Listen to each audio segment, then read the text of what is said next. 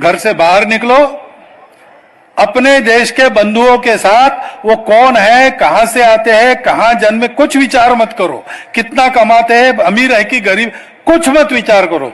समाज में मेरे जैसे प्रतिष्ठित है कि ऊंचे है कि हल्के, कुछ विचार मत। वो मेरे अपने भाई है, उनके साथ मातृभूमि के धूल में लोटपोट होते हुए खेल खेलो, मातृभूमि के भक्ति के गान गाओ, पूर्वजों के पराक्रमी कथाओं को सुनकर अपने शरीर में वीर व्रत का संचार करवाओ और भारत माता की प्रार्थना करो। रोज करना 1 घंटे का व्यायाम।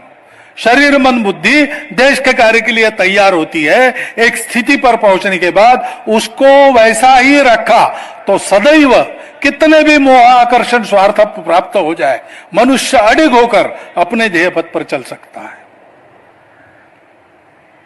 ये संग है, ये सबको करना है।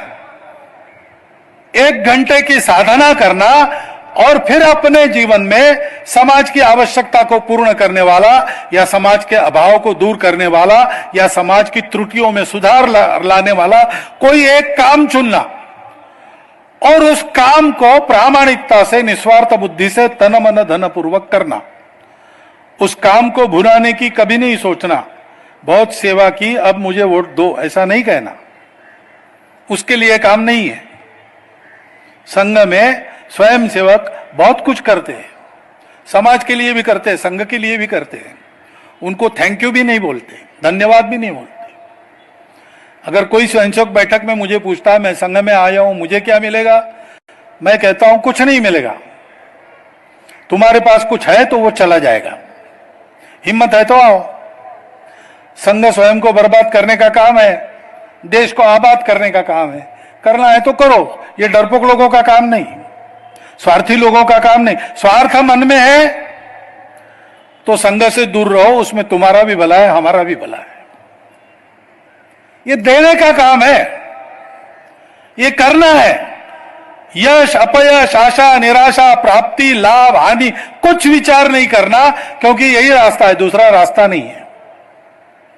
अपने देश के स्वतंत्रता के लिए काम करने वाले और स्वतंत्रता के बाद अपने देश को बढ़ाने वाले जितने लोग हैं, उनका साहित्य देखो या उनके भाषण कहिए तो पढ़ो, सुनो अगर सुनने को मिलते।